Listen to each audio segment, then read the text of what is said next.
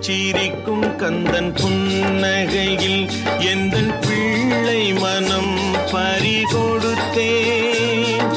மெல்ல சிரிக்கும் கந்தன் புன்னகையில் எந்தன் பிள்ளை மனம் பறிகொடுத்தேன். அள்ளிக் கொடுப்பதில் வள்ளலவன் கவிகளாயிரம் பாட வைத்து கேட்பதில் ரசிகன். மெல்ல சிரிக்கும் கந்தன்